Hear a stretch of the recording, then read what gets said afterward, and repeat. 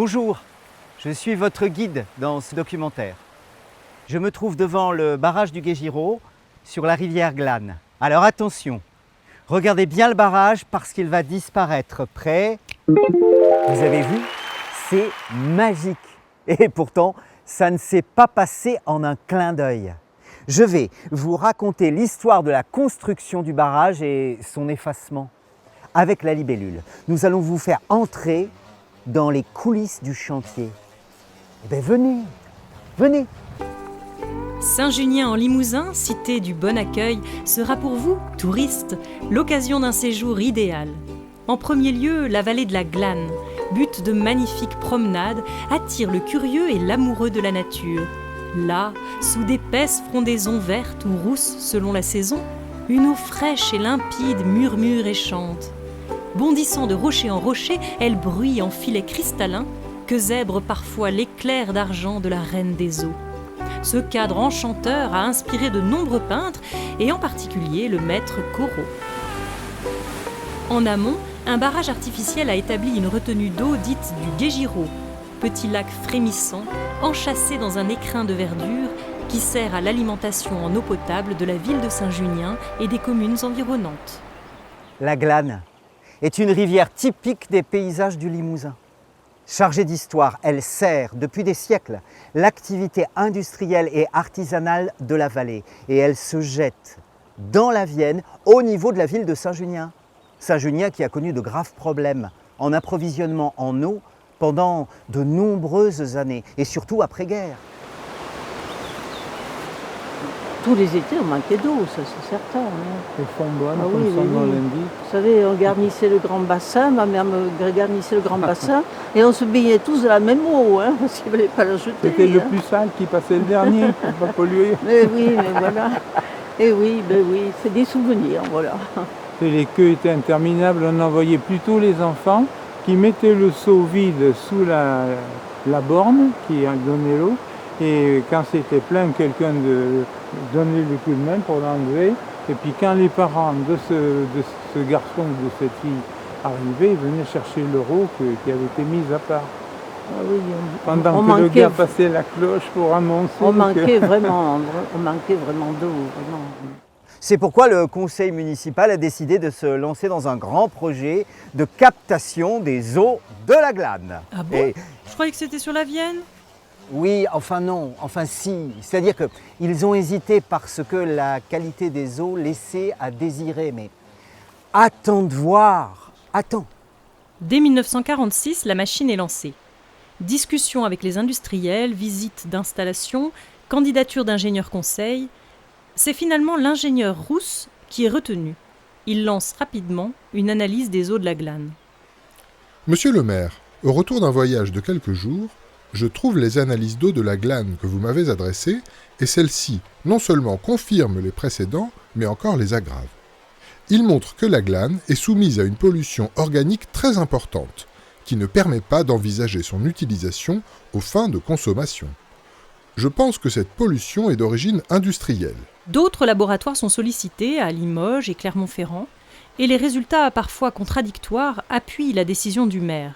C'est la Glane qui est finalement choisie, moyennant un système de traitement performant.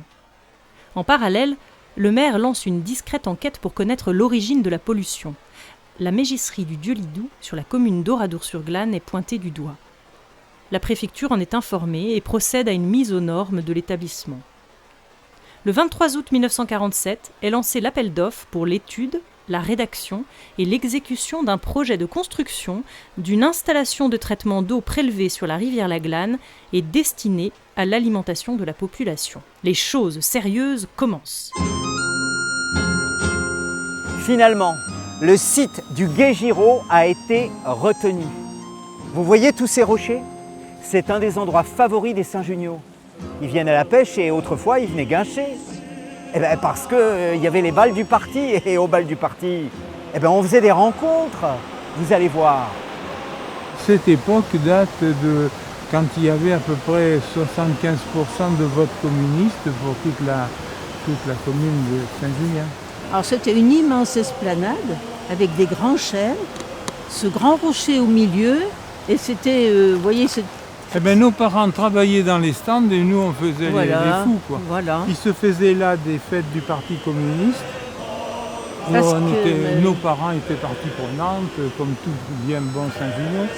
ouais. Et puis moi j'ai passé des heures inouïes. Là. Après bien des péripéties, la construction du barrage a débuté en 1950 et l'inauguration a eu lieu en 1952. En 2011, le barrage s'est arrêté de fonctionner, et ce qui fait que pendant 65 ans, il a marqué la vie de générations de Saint-Junio.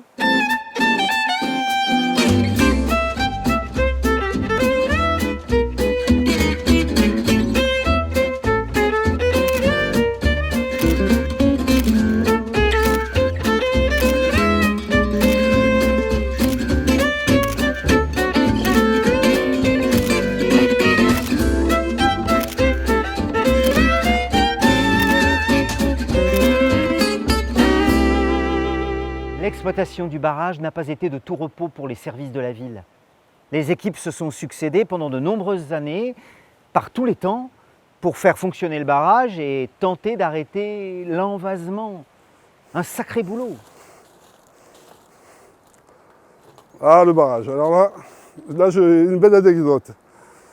Ça remonte à une trentaine d'années, mes débuts. Le barrage, il avait tendance à, justement, tu vois, là, il est plein de vases. Donc ils avaient eu l'idée de faire un système de pompage central, avec une pompe pour remonter la boue et la faire passer par-dessus. Et ça se faisait en plein hiver, quand il y avait beaucoup d'eau. Et étant électromécanicien, mon contremaître me dit, il faut aller vérifier les pompes pour voir si elles marchent bien, pour que ce soit opérationnel pour les gars. Donc pas de problème. J'ai un collègue qui était Jacques, qui était juste embauché avec moi. Nous sommes partis tous les deux. Donc on prend le bateau, on va sur la Calypso, parce qu'on avait appelé ça la Calypso. Donc on s'est dit, on va sortir les pompes. Mais on n'était pas habitués, parce que ce système, il était ancré sur les rochers. Il fallait tirer des câbles pour que ça soit vraiment tendu, pour que ce soit stable. Mais nous, on n'a rien touché. Donc on commence à sortir une pompe, deux pompes, et comme on était tous les deux assez haut en plus pour les retenir, on s'est renversé. Jacques a plongé dans l'eau directement. En plus l'eau était froide, hein. Donc on aurait dit un lézard dans l'eau. Tellement il était rapide pour monter la barque. Il était frigo, mais c'était assez facto quand même. Et moi, je ne sais pas comment je me suis retrouvé entassé, mais je ne suis pas tombé dans l'eau. Et on était frigo, on s'est dit il faut rentrer parce qu'on ne peut pas rester comme ça. Et nous, c'était exceptionnel parce qu'on venait vérifier. Autrement, les gars venaient pomper pendant 6 mois. À peu près. Et ils étaient au milieu là, et par plein de temps, hein, qu'il pleuve, qu'il vente, qu'il neige, ils y étaient quoi. C'était pas marrant, non. Pour eux, c'était vraiment pas marrant. Et ils le faisaient. Mais cet envasement va avoir raison du barrage. Après quelques aménagements successifs, la capacité de la station n'est pas suffisante pour subvenir à tous les besoins de la ville. Alors en 2011, tout s'arrête. Mais pourquoi l'avoir détruit? Il ne gênait personne. La libellule. Tout ça, c'est pour redonner la continuité écologique à la rivière. Mais je laisse à d'autres le soin de t'expliquer tout ça. La continuité écologique, c'est une part intégrante de la qualité globale des milieux aquatiques. Et dans ce cadre-là, on a une directive européenne qui s'appelle la directive cadre sur l'eau, qui impose aux différents États membres de reconquérir la qualité des différents cours d'eau. La présence des barrages sur les cours d'eau altère la qualité globale de ces milieux, et donc la reconquête de cette continuité permet de l'améliorer, cette fonctionnalité, et c'est d'autant plus important qu'on se situe dans un contexte de réchauffement climatique majeur. Les principaux freins qui pèsent actuellement sur la démarche de reconquête de la continuité, ils sont de 3 ordres.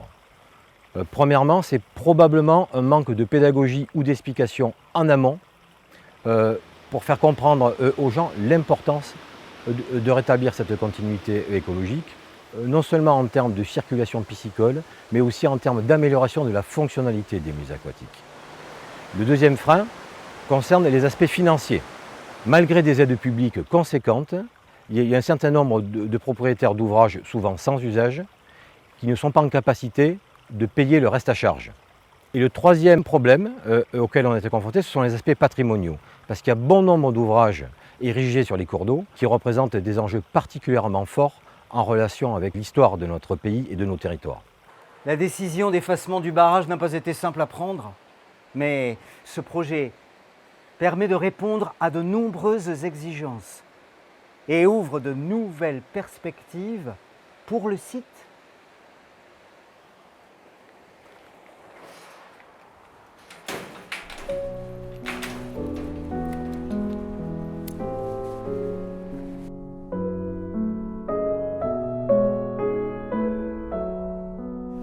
Mais l'idée, quand on a pris la décision de détruire ce barrage, bien sûr, c'était lié essentiellement à la qualité des eaux de la Glane. On savait depuis quelque temps qu'on ne pourrait plus distribuer une eau de qualité sur Saint-Junien parce que les traitements étaient très compliqués, parce que la présence de stations d'épuration avant le barrage du Guégiraud posait problème sur les différentes communes, parce que les ruissellements qui existaient sur les terres agricoles amenaient aussi des éléments dans l'eau qui faisaient que c'était très compliqué à traiter, même si on a fini par des traitements au charbon qui étaient lourds financièrement et qui apportaient une sécurité, mais pas forcément une qualité en termes d'odorat et de goût.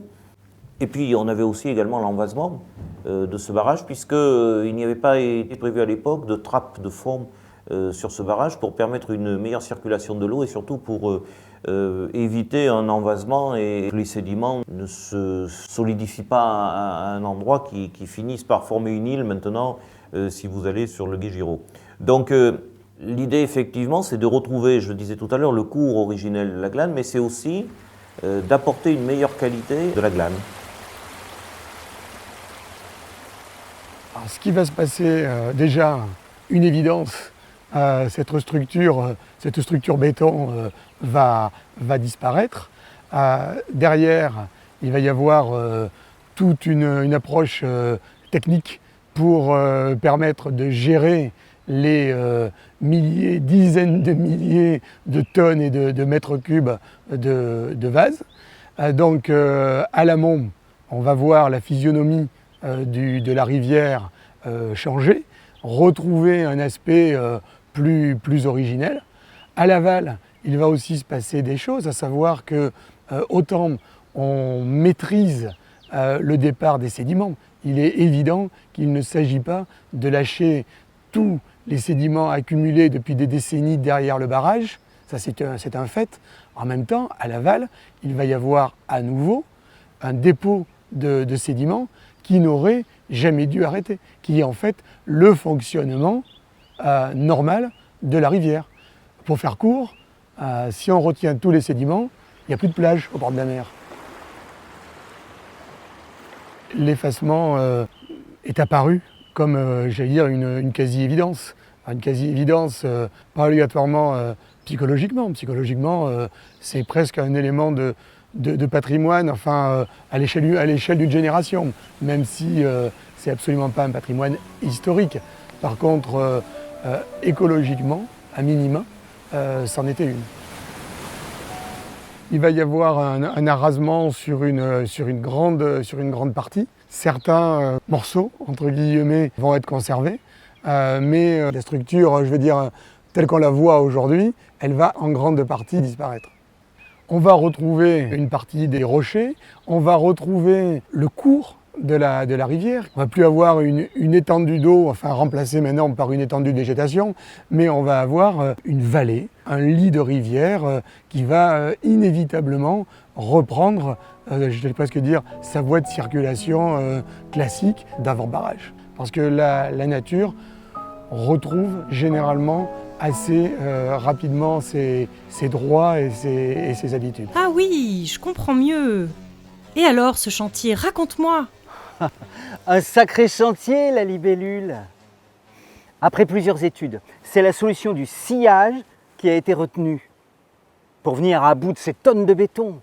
Mais tu vas voir, parce que ça, c'est vraiment extraordinaire.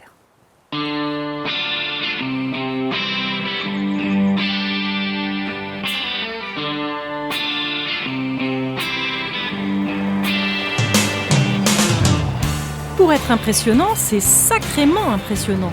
Le chantier commence à peine que tout est sans dessus-dessous. La route d'accès au barrage doit être réaménagée pour permettre aux camions et aux engins d'accéder aux rives de la Glane. Moi, je préfère me cacher en attendant que ça se calme.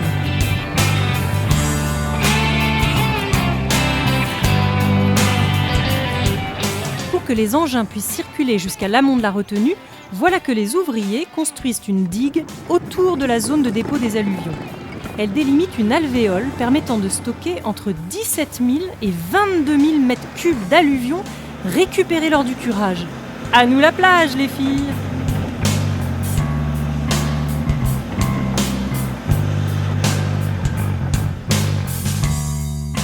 On est co-traitant de l'entreprise Massy TP et notre quote-part de travail, c'est l'effacement de la partie béton du barrage. On a proposé une technique de sciage par câble de diamant. On vient de s'installer il y a une semaine et les travaux de sciage vont débuter la semaine prochaine. On est sur la phase préparation. La première étape, elle va s'échelonner entre, si on a des misères ou pas, entre 3 et 5 semaines. Donc on a commencé par faire des sondages sur le terrain parce qu'on avait une grosse grue de 200 tonnes, donc il faut s'assurer de la stabilité. Donc on a des gros massifs béton qui ont été faits pour encaisser la charge de la grue.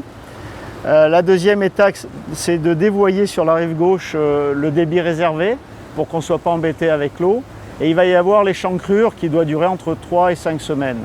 Une fois que l'échancrure est terminée, les collègues de Massy TP remodèlent le terrain derrière et on va pouvoir tout scier l'ensemble du sillage, du reste du barrage, l'échancrure servant de soupape de sécurité en cas de crue, et on fera une ou deux opérations de levage après coup.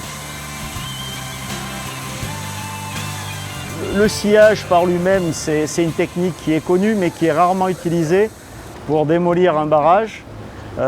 Souvent c'est un petit peu au brise-roche ou à l'explosif. Là on est sur une vallée encaissée avec des ouvrages assez fragiles de part et d'autre. On a le client, le maître d'ouvrage, a quand même privilégié une technique entre guillemets soft qui permettent de travailler à l'avancement et de sécuriser l'ouvrage. Quand on démolit, on amène des vibrations un peu partout, on ne maîtrise pas tout et on peut avoir par la suite des soucis de stabilité. Là, on est sur quelque chose de chirurgical avec des découpes. Si on a envie de couper plus petit ou plus ou moins large, on fait ce qu'on veut. Et on n'est pas bloqué sur l'avancement. On peut scier et tout évacuer à la fin.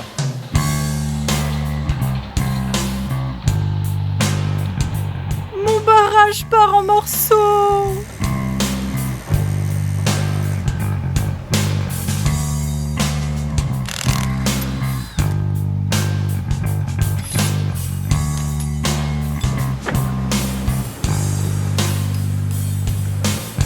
Ça fait des grosses parts de gâteau quand même. Hein.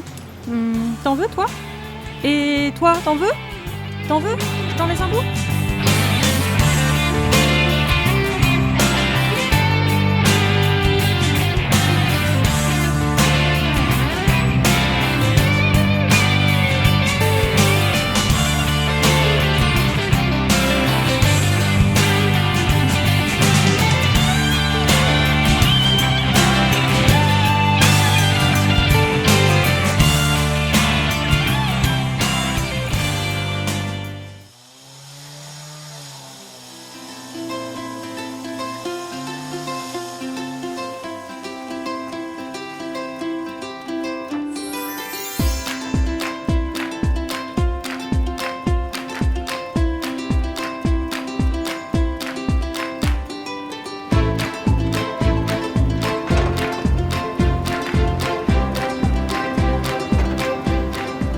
Une dérivation est mise en place rive gauche. On m'a expliqué que c'est pour isoler la zone essentielle du chantier, rive droite. Oh, j'en perds le nord. Il me change ma rivière de place.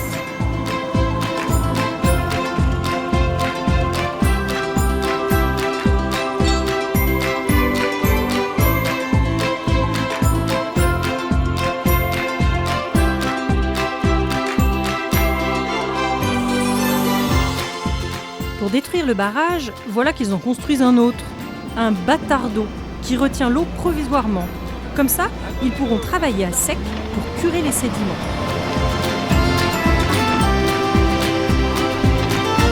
Tiens, des pêcheurs sans canne à pêche. Mes copines en aval du barrage m'ont dit qu'ils relâchaient les poissons capturés pour les sauver. Sympa cette pêche électrique.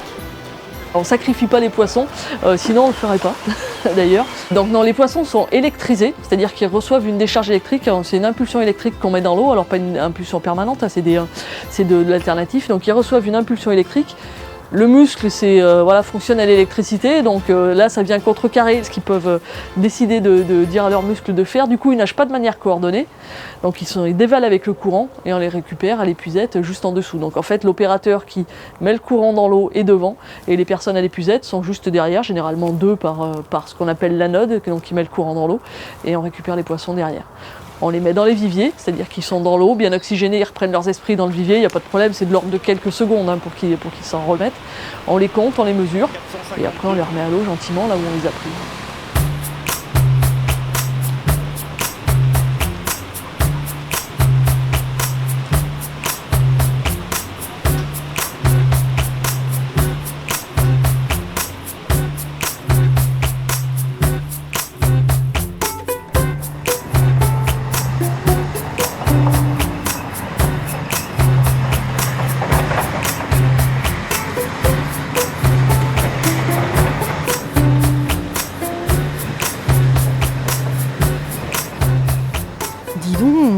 Sacrée pelle pour leur château de sable, ceux-là.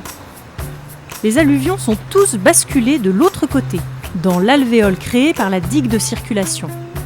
Ça dégage, ça dégage.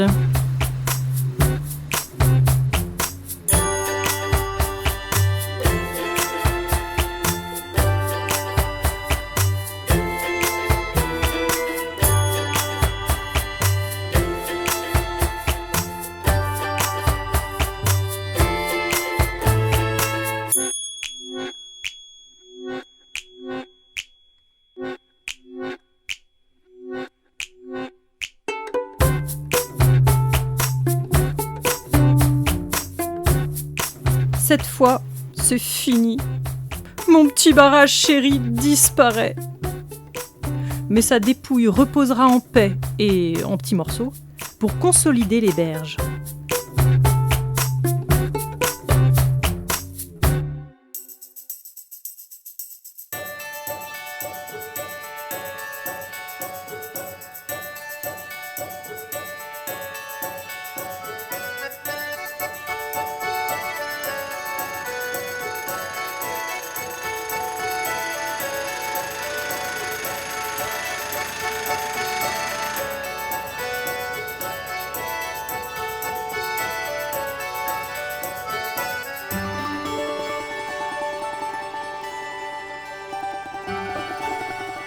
Donc on est venu là nous, pour renforcer et restaurer les anciennes berges qu'il pouvait y avoir autrefois. Et donc pour revégétaliser ces berges afin de les reconsolider. On est sur donc, des berges qui ont été réalisées artificiellement, donc avec des matériaux qu'il y avait sur place, donc avec du sable principalement et des vases. Donc c'est des matériaux qui se tiennent pas forcément très bien. Donc la base, donc, comme on voit, c'est des poteaux. Donc c'est des poteaux de châtaignier qui sont imputrescibles dans l'eau. Et on y met aussi des poteaux donc, de saules, donc, qui eux sont encore vivants. Donc quand on va les planter, ils vont reprendre racine, et ce qui va permettre de consolider encore un peu plus les berges. Et donc entre ces deux rangées de poteaux, donc, on va mettre des fagots de saules, donc, qui eux sont aussi vivants. Donc ils vont être mis à l'horizontale entre les rangées de poteaux. Et le pied de ces fagots vont être mis insérés dans la berge, et ce qui va permettre d'enraciner aussi la berge.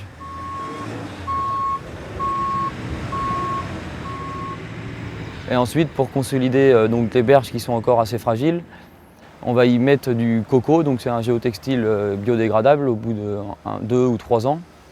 C'est de la fibre de coco qui va permettre de fixer le talus pendant 2 ou 3 ans avant que l'herbe en semence en fait. Ça y est, ils ont ouvert les robinets. Après tout ce travail, le chantier s'est replié. Et nous, les libellules, on est un peu perdus. Comment allons-nous retrouver nos marques ? Justement, la libellule, tes marques, tu vas les retrouver. Un projet d'aménagement du site est en cours. La ripisylve se reconstruit. Et on va même proposer un sentier d'interprétation. On verra de nouvelles espèces revenir dans la glane. La mulette perlière, l'écrevisse à pattes blanches, la lamproie. Le barrage a été découpé, les morceaux enlevés, la glane a repris son lit. Ça y est, c'est fini? Eh bien non, en fait, ils ne sont pas tout à fait finis. Tout ce qui est barrage et cours d'eau, oui, ça c'est bien fini. Par contre, il y a toute cette montagne de sédiments qui est là, qui n'est pas possible d'exporter. C'est une trop grosse quantité, donc tout ça va rester là. Et donc, pour ne pas laisser tout ça partir dans tous les sens, en fait, il y a quelques travaux qui sont prévus. Donc d'abord sur la rivière qui a servi à faire le contournement de la glane pour pouvoir travailler dans son lit, donc ce petit canal là ici. Donc d'abord l'entreprise va retirer les cailloux qui sont au fond. Les cailloux servaient juste à tenir la bâche en fait, hein, pour qu'elle ne se déchire pas tout simplement. Donc ils retirent les cailloux, ils les mettent de côté. Ils enlèvent la bâche. Ce canal va être en partie rebouché, c'est-à-dire toute cette partie juste au bord du chemin et à l'autre bout, là où la glane entrait dedans, vont être rebouchés. Et dans la partie centrale, ils vont remodeler ça un peu pour faire une mare en fait, une grande mare relativement profonde, donc puisqu'on voit bien la différence de niveau, même si ça va baisser un peu le niveau globalement en terrassant là. Et ils vont mettre un peu d'argile pour qu'il y ait quand même toujours un moment où cette mare reste en eau, puisque vu où elle est située, c'est l'eau de pluie en fait qui va l'alimenter en eau, quoi. Pendant les travaux de terrassement là, qui ont été faits, il y a malgré tout des petites mares, on va dire superficielles, qui se sont créées, qui sont à peu près au milieu. Là, on ne les voit pas parce que la végétation a déjà beaucoup poussé. Elles sont en eau. Bon, cette année, il a beaucoup plu, donc l'eau se maintient bien. Et en plus, la vase garde un petit peu l'eau. Moins bien que l'argile, mais elle la garde quand même un petit peu. Et donc, du coup, on va demander à l'entreprise de conserver ces petits creux-là, ou alors, si ce n'est pas possible de les conserver en l'état, disons, de garder cette vase et de l'installer à un endroit pour faire de nouveau ces petits creux-là qui vont former certainement des mares temporaires. C'est-à-dire que l'hiver, le printemps, quand il pleut, ça va être rempli, puis l'été, ce sera sec. C'est juste, ça va faire un autre milieu, c'est d'autres espèces qui vont s'installer dans les deux mares, la permanente et les temporaires, ça va être des espèces différentes. Et puis, pour finir, les cailloux qui ont été sortis du canal, ils vont être répartis en petits tas autour de ces mares et ils vont servir d'abri à un tas de petits animaux, des petits lézards, des escargots, des petits mammifères en fait, qui trouvent là des coins pour se cacher, pour se préserver de la chaleur en été ou du froid en hiver. Le cheminement va être conservé. Par contre, il ne va pas y avoir d'aménagement, de gros accès sur toute la surface en fait. Il y aura sûrement un cheminement pour aller voir les mares, mais pas de pique-nique ou de choses comme ça. Ce qui est prévu, c'est d'échanger avec le lycée agricole des Vasets pour qu'ils viennent faire quelques plantations d'arbres, pour lancer la dynamique, juste pour accélérer un petit peu les choses, parce que de toute façon, si, donc en dehors des mares, si tout le reste on le laisse évoluer, ça va se boiser.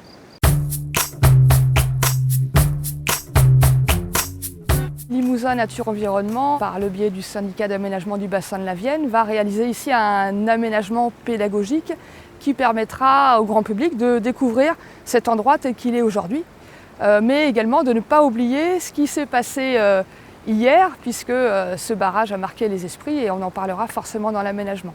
Donc là, durant un an, eh bien, nous allons fréquenter les lieux, essayer de trouver le meilleur itinéraire possible pour pouvoir appréhender ce site dans sa globalité. Après, on s'interrogera sur les thématiques. Que va-t-on raconter à notre public? Que va-t-il découvrir durant sa balade? Et il faudra après proposer un aménagement. Donc ça pourra être par exemple des panneaux explicatifs, des panneaux, ce qu'on appelle des panneaux d'interprétation, ou alors peut-être des bornes audio. On nous racontera une histoire, on peut imaginer plusieurs médias d'interprétation. L'important, c'est qu'on puisse s'approprier cet endroit. Auparavant, on ne pouvait pas venir ici, c'était connu de quelques personnes. Aujourd'hui, on voit que ça attire beaucoup parce qu'on est assez curieux de voir ce qui s'est produit. Et puis, on se demande finalement pourquoi est-ce que cet effacement s'est réalisé. Et donc, on va essayer de répondre aux plus de questions que les personnes peuvent se poser.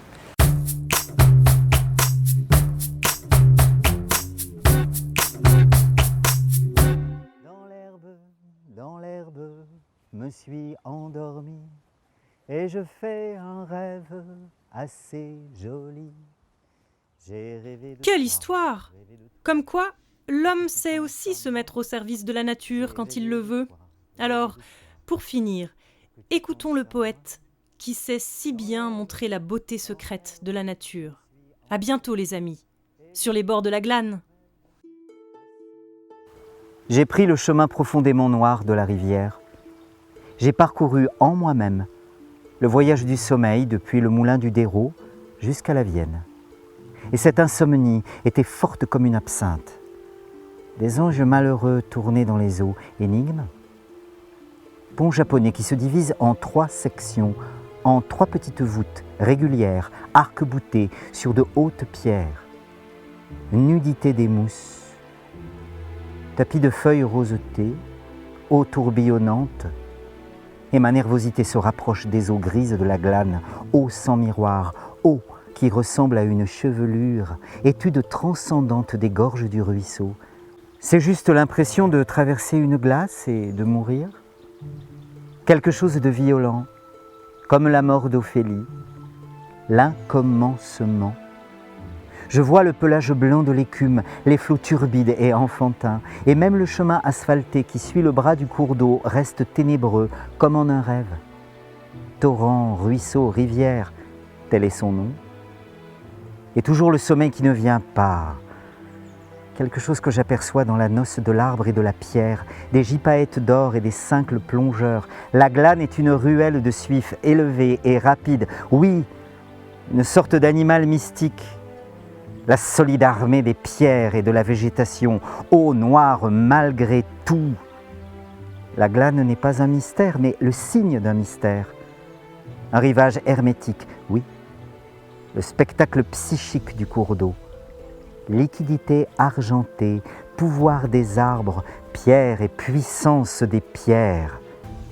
Je reste le témoin de ces aquas simplex, vanité des couleurs, des humus et tension humaine. Rien ne commence ici et tout se rassemble.